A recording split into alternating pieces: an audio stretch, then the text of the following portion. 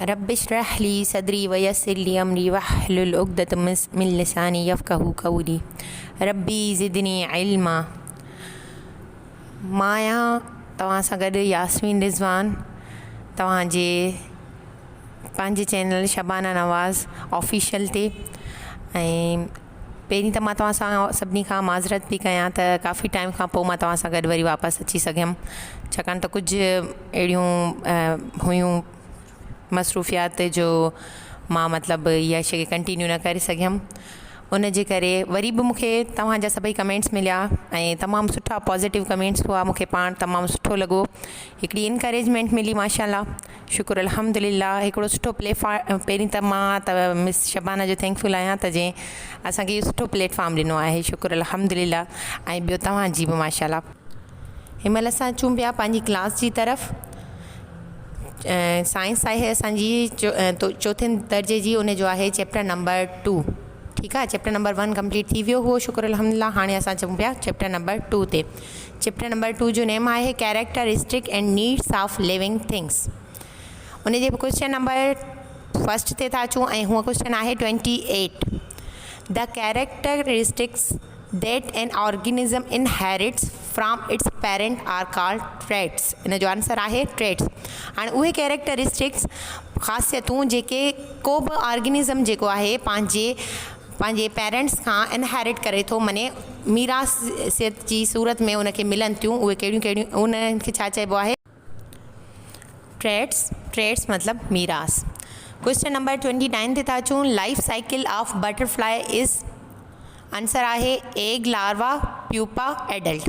अच्छा, इन जूं 4 जेके आहिनि न स्टेजिस आहिनि life cycle of butterfly. First stage आहे एग, सेकेंड स्टेज उन खां पोइ हूंदी आहे लार्वा, थर्ड हूंदी आहे प्यूपा ऐं लास्ट में हूंदो आहे एडल्ट, माने जेको आहे पूरो बटरफ्लाई जेको आहे न रेडी थी वेंदो आहे। क्वेश्चन नंबर 30 ते था अचूं। Larva of butterfly is also called caterpillar. ठीकु आहे, इहो इन जो आंसर आहे larva of butterfly is called caterpillar. 31 question ते था अचूं। Pupa of butterfly is also called chrysalis. Pupa of butterfly is also called chrysalis. Question number 32। Life cycle of frog is, उन जो फर्स्ट जेको आहे स्टार्ट, जीअं x जे हिसाब सां अचूं त उन जो आहे फर्स्ट आहे स्पॉन, सेकेंड उन जो थींदो टेडपोल ऐं थर्ड आहे froglet. Okay, 32 life cycle of frog is spawn, starting में उन खां पोइ टेडपोल ऐं लास्ट में असांजो froglet. Question number 33। Frog eggs are also called spawn, माने एग्स खे असां छा पिया चयूं?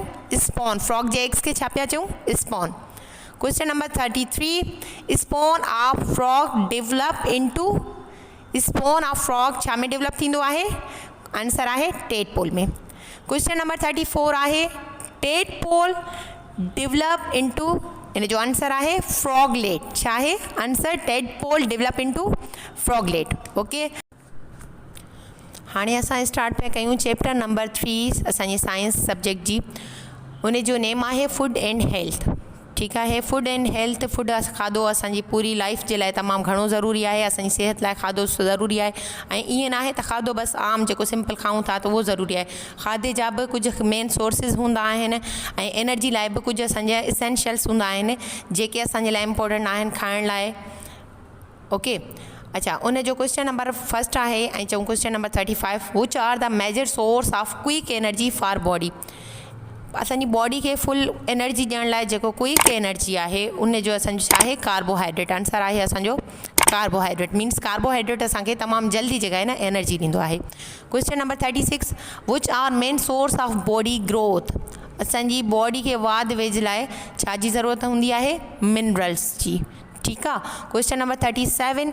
विच main source protect body from diseases. अच्छा, असांजी बॉडी आहे, खाधा बि खाऊं था, ठीकु आहे न। हाणे खाधा बहितर हूंदा त ओके, अगरि खाधनि में कुझु हेठि मथाई थी वेंदी आहे त असांजे लाइ जेको आहे न कुझु डिज़ीज़िस जेको आहे उहो कास थींदियूं आहिनि।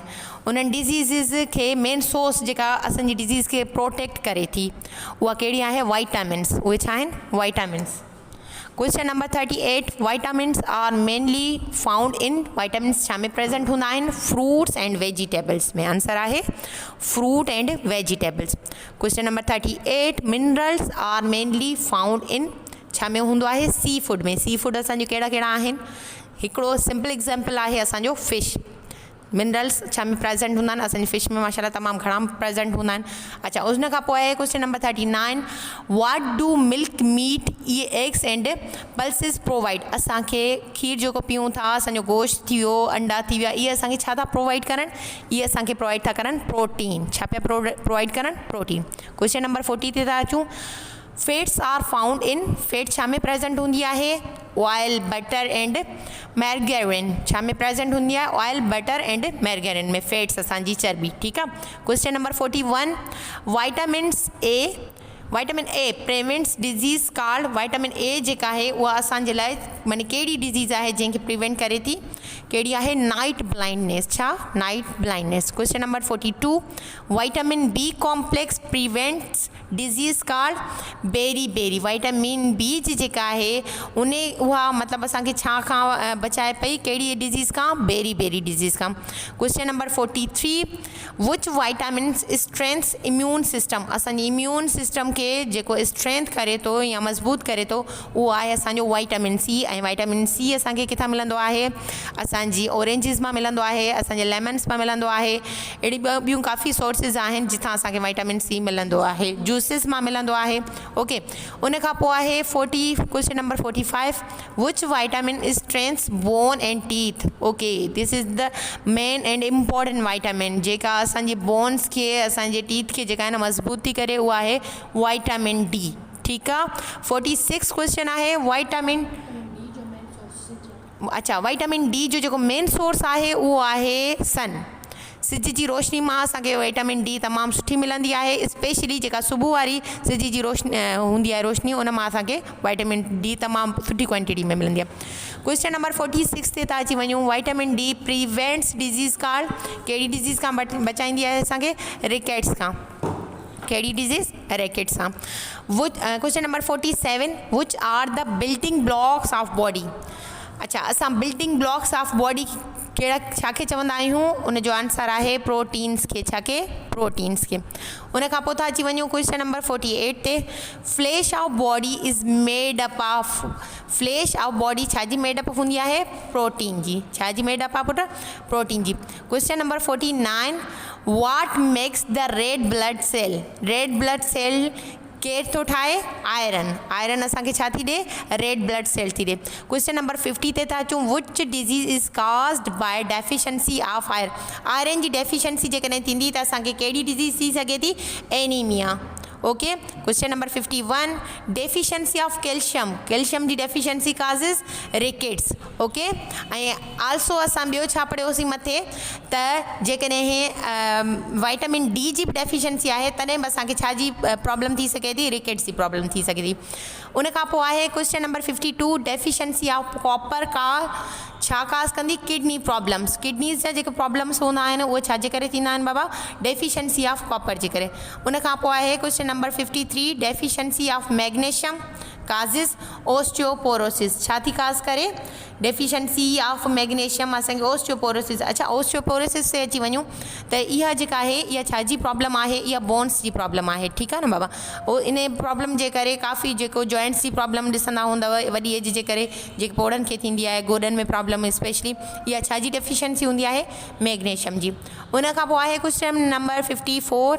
डेफिशिएंसी ऑफ प्रोटीन जीअं मथे पढ़ी आयासीं त असांजो छा आहे बिल्डिंग ब्लॉक मटीरियल आहे डेफिशिएंसी ऑफ प्रोटीन काज़िस मैरसमस ये डिज़ीज़ आहे उहा छाजे करे थी थिए प्रोटीन जी डेफिशिएंसी जे करे क्वेश्चन नंबर 55 आहे weight loss of children is due to marasmus and marasmus छाजे करे थी थिए डेफिशिएंसी ऑफ प्रोटीन जे करे अच्छा marasmus develop due to lack of nutrients जी लेक जे करे ऐं ॿियो मथे पढ़ी आयासीं असांजी प्रोटीन जी जेकॾहिं असांखे घटिताई थींदी तॾहिं बि असांखे इहा डिज़ीज़ थी सघे थी अच्छा उन खां पोइ छा आहे हाणे असां चूंदा क्वेश्चन नंबर 57 ते kwashiorkor disease is caused by the deficiency of iron. इहा एक्चुअली डिज़ीज़ छाजे करे थी थिए, डेफिशिएंसी आयरन जी डेफिशिएंसी जे करे थी। ऐं इन में स्पेशली चई सघूं था त इहा मेल न्यूट्रिशन जी हिकिड़ी डेफिशिएंसी हूंदी आहे, जंहिंजे करे स्पेशली ॿार जेके आहिनि कमज़ोर थी वेंदा आहिनि, बिल्कुलु सन्हड़ा। ठीकु आहे, ओके। उन खां पोइ आहे question number 58, keeping one self clean is called hygiene. Keeping one self clean is called hygiene. हाणे था अची वञूं असां चैप्टर नंबर 4 ते, living things and their environment. उन जो क्वेश्चन नंबर 59 ऐं क्वेश्चन नंबर 1 चैप्टर 1 जो, the natural world that surrounds a living and non living thing is called environment. Natural world, माहौल असांजो जेको सराउंड थो करे लिविंग एज़ वेल एज़ असांजी नॉन लिविंग थिंग खे, उनखे असां छा था चऊं, environment. Question number 60, what do herbivores eat. Herbivores छा खाईंदा आहिनि, प्लांट्स खाईंदा आहिनि। ओके, जेके बि जानवर जानदार शयूं जेके आहिनि उहे जेके प्लांट्स खाइनि उन्हनि खे असां चवंदा आहियूं हर्बीवोर्स। उन खां पोइ था अचूं क्वेश्चन नंबर 61 ते, what do carnivores eat. Carnivores असां छा खे चवंदा आहियूं, उहे जेके गोश्त खाईंदड़ हुजनि, जेके गोश्त खाईंदड़ हुजनि उन्हनि खे चवंदा आहियूं असां कार्निवोर्स। ऐं उहे छा खाईंदा आहिनि, एनिमल्स। ओके, उन खां पोइ था अची वञूं 62 ते, what do omnivores eat. Omnivores वरी उहे हूंदा आहिनि जेके बोथ टाइप ऑफ शयूं खाईंदा आहियूं। मीन्स असां अगरि पाण ते अची वञूं त असां प्लांट्स बि खायूं था, भाॼियूं बि खायूं था, एज़ वेल एज़ असां एनिमल्स माने जानदार शयूं बि, फिश वग़ैरह थी वई, इहे शयूं बि खाऊं था। इन्हनि खे असां छा चवंदासीं, ओमनीवोर्स। ओके, उन खां पोइ आहे ह्यूमन बीइंग्स आर ओमनीवोर्स। जेको मां आंसर मथे तव्हांखे ॿुधाया आहिनि त ह्यूमन बीइंग्स छा आहिनि, ओमनीवोर्स आहिनि, ॿई खाईंदा आहिनि, plants as well as animals. उन खां पोइ आहे organisms that eat the producers are called primary consumers. उहे ऑर्गेनिज़म्स जेके प्रोड्यूसर्स खे खाईंदा आहिनि उन्हनि खे छा चवंदा आहियूं, प्राइमरी कंज्यूमर्स। उन खां पोइ आहे विच are the only primary consumers. कहिड़ा आहिनि प्राइमरी कंज्यूमर्स, हर्बीवोर्स। ऐं हर्बीवोर्स कहिड़ा हुआ, जेके प्लांट्स पिया खाइनि। ओके, उन खां पोइ आहे organism that eat primary consumers are called secondary consumers. ऐं उहे वरी ऑर्गेनिज़म जेके प्राइमरी कंज्यूमर्स खे ईट कनि था उन्हनि खे असां चवंदा आहियूं सेकेंडरी कंज्यूमर्स। उन खां पोइ आहे विच are the only secondary consumers. Secondary consumers असांजा कहिड़ा हूंदा आहिनि, कार्निवोर्स। कार्निवोर्स कहिड़ा हुआ, जेके असांजा गोश्त खाईंदड़ एनिमल्स हुआ। ओके, विच are the consumers that eat both herbivores as well as carnivores. जेके असांजा प्लांट्स बि खाइनि ऐं असांजा एनिमल्स बि खाइनि उन्हनि खे असां चवंदा आहियूं omnivores. And we are the omnivores that eat primary secondary consumers are called animal. जेके प्राइमरी ऐं सेकेंडरी कंज्यूमर खे ॿिन्हिनि खे ईट करनि उन्हनि खे चइबो आहे टर्शरी कंज्यूमर्स। उन खां पोइ आहे organism that eat all the dead and waste products of the producers and consumers are called decomposer. अच्छा, इहे वरी ऑर्गेनिज़म्स उहे हूंदा आहिनि जेके ईट कंदा आहिनि all the dead and waste products, उन्हनि खे असां चवंदा आहियूं डीकम्पोज़र। माने उहे सभु कुझु जेको बि ख़तमु थी वियो आहे उन्हनि खे उहो अञा वधीक पंहिंजे कंडीशन खे ख़राबु करनि उन्हनि खे असां छा चवंदासीं, decomposer. Which is the correct order of levels in a food chain. Food chain ते अची वञूं त फर्स्ट ऑफ ऑल छा आहिनि, प्रोड्यूसर आहिनि, उन खां पोइ कंज्यूमर ऐं लास्ट में असांजा अची वेंदा डीकम्पोज़र। उन खां पोइ आहे which best describes the frog. Frogs के केर तो डिस्क्राइब करे, consumer. Which best describes the frog. Which animal is considered as decomposer. Decomposer कहिड़ा है, mould. Mould animal is considered as a decomposer. What is की रोल ऑफ डीकम्पोज़र्स। डीकम्पोज़र जो की role छा है, ब्रेकिंग डाउन डेड एनिमल्स। माने dead animals जेके आहिनि उन्हनि खे सफ़ा ब्रेकअप करे छॾनि, उन्हनि खे छा चवंदा आहियूं, डीकम्पोज़र। उन खां पोइ असां अची वञूं था चैप्टर नंबर 5 में, मैटर एंड इट्स स्टेट। मादो ऐं उन जूं हालतूं। उन जो क्वेश्चन नंबर 1 आहे, anything that occupy space and has mess is called matter. उहा शइ जेका जॻह रखे एंड नंढे लाकू खां पढ़ंदा आया आहियूं ऐं वज़न रखे ऐं जॻह वलारे, इन खे चवंदा आहियूं असां मादो। उन खां पोइ how many state of matters are there. Matter जूं केतिरियूं स्टेट्स आहिनि, बिल्कुलु 3 स्टेट आहिनि, solid, liquid and gas. Solid simple असांजो को बि अहिड़ी शइ जेका मतिलबु छा हुजे, सख़्तु हुजे, लिक्विड असांजो पाणियाट थी वियो, ऐं गैस असांजी इन्वायरमेंट में जेके गैसिस मौजूदु आहिनि, ऑक्सीजन थी वई असांजी हाइड्रोजन थी वई, इहे सभु छा आहिनि, असांजूं गैसिस आहिनि। The amount of space a material object occupy is called its volume. माने को भी स्पेस को भी असां सिंपल ऑब्जेक्ट खणूं था उन्हनि खे उते रखूं था त उहो जेतिरो स्पेस वलारे थो उनखे असां चवंदा आहियूं वॉल्यूम. उन खां पोइ आहे स्टेट ऑफ मैटर दैट हैड fixed shape and fixed volume is called solid. Solid जा जेके मालिक्यूल्स हूंदा आहिनि उहे छा हूंदा आहिनि, टाइटली बॉन्डेड हूंदा आहिनि. उन करे उन जो जेको शेप जेको हूंदो आहे उहो बि फिक्स हूंदो आहे ऐं उन जो जेको वॉल्यूम हूंदो आहे उहो बि फिक्स हूंदो आहे. Volume of solid do not change with pressure. बिल्कुलु उन जो जेको वॉल्यूम आहे जेको आहे सॉलिड्स जो उहो प्रेशर जे करे चेंज नथो थी सघे. State of matter that has fixed volume but not fixed shape is called liquid. State matter जी उहा हालति जंहिंमें असांजो जेको वॉल्यूम आहे उहो आहे फिक्स आहे ऐं उन जो शेप असांजो फिक्स न हूंदो आहे उनखे चवंदा आहियूं लिक्विड. उन खां पोइ आहे state of matter that has no fixed shape and no fixed volume is called gas. माने उहो मादे जी उहा हालति जंहिंमें असांजो जेको आहे शेप छा हुजे, फिक्स न हुजे ऐं वॉल्यूम असांजो फिक्स हुजे त उनखे असां चवंदासीं गैस. उन खां पोइ आहे क्वेश्चन नंबर 82. चऊं solids liquid and gases mix together to form mixture. असां हिनखे मिक्सचर छो था चऊं, सॉलिड लिक्विड एंड गैसिस खे जॾहिं बि असां सॉलिड लिक्विड एंड गैसिस पाण में मिक्स कंदासीं न उहो कॾहिं मिक्स न थींदा, केमिकली मिक्स न थींदा. ठीकु आहे, उन्हनि खे वरी असां इज़ीली सेपरेट आउट करे सघूं था. That's why it is called mixture. Solution is kind of mixture. जी सॉल्यूशन छा आहे, मिक्सचर जो काइंड आहे. उन में बि सॉल्यूशन में असां ॿ शयूं खणंदा आहियूं. हिकिड़ो हूंदो आहे असांजो सॉल्यूट, ॿियो हूंदो आहे असांजो solvent. Okay, the process of separation of solute and solvent from the mixture is called filtration. वो प्रोसेस जंहिंजे थ्रू असां सॉल्यूट ऐं सॉल्वेंट जेको आहे न सॉल्यूशन मां अलॻि करे छॾियूं उनखे छा चवंदासीं, filtration. Solid can be converted into liquid by heating. बिल्कुलु सॉलिड खे सिंपल असां बर्फ़ खणूं था उनखे असां टेम्परेचर थोरो ॾींदासीं त उहो कन्वर्ट थी वेंदो पाणी में. इहो जेको असांजो एग्ज़ाम्पल आहे सॉलिड कन्वर्टेड इनटू लिक्विड. उन खां पोइ आहे liquid can be converted into gas by heating. Yes, इहो बि असांजो पाणी जो मिसाल आहे त असां बर्फ़ कईसीं उनखे टेम्परेचर ॾिनोसीं उहो पाणी में चेंज थी वियो ऐं उन पाणीअ खे अञा असां वधीक टेम्परेचर ॾींदासीं हीटअप कंदासीं त उहो वेपर्स में कन्वर्ट थी वेंदो. इहो असांजो थी वियो छा, solid liquid can be converted into gas. Vapours जो जेको फॉर्म आहे उहो गैसियस फॉर्म आहे. Gas can be converted into liquid by cooling process. Gas जेको आहे कन्वर्ट करे सघूं था लिक्विड में बाय कहिड़े प्रोसेस जे through cooling process. Liquid can be converted into solid by cooling process. Liquid खे बि असां कन्वर्ट करे सघूं था छा में, सॉलिड में. कहिड़े प्रोसेस जे through cooling process. Water is a compound. Okay, उन खां पोइ था अची वञूं चैप्टर नंबर 6 ते, heat and it's measurement. Okay, उन जो क्वेश्चन नंबर 1 आहे heat is a form of energy. Heat छा जी फॉर्म आहे, एनर्जी जी फॉर्म आहे. Question number 2, in what heat energy is मयर्ड. Heat energy छा में मयर कई वेंदी आहे, जूल्स में मयर कई वेंदी आहे. What is unit of energy, energy जो यूनिट छा आहे, बिल्कुलु joule. How many scales are there to measure temperature. केतिरो स्केल्स आहिनि टेम्परेचर खे मेयर करण लाइ, 2 स्केल्स आहिनि, degree and other one is degree of hotness are measured by thermometer. Thermometer जेको असां ख़ासि तौर ते बुखार टेम्परेचर थींदो आहे यूज़ कंदा आहियूं. The lowest temperature in laboratory thermometer is 10 centigrade. The lowest temperature in laboratory thermometer केतिरो आहे, 10 centigrade. The highest temperature in laboratory thermometer is 110 centigrade. विच liquid is use in clinical thermometer.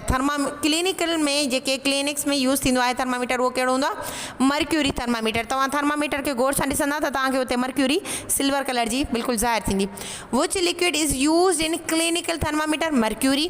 Okay, the freezing point of water at Fahrenheit scale is 32. The freezing point of water at Fahrenheit. Fahrenheit बि scale असांजी छा जी आहे, temperature जी आहे. उन में छा आहे 32 Fahrenheit. The freezing point of water at Fahrenheit scale is 212. केतिरी आहे, 212 फ़ारेनहाइट.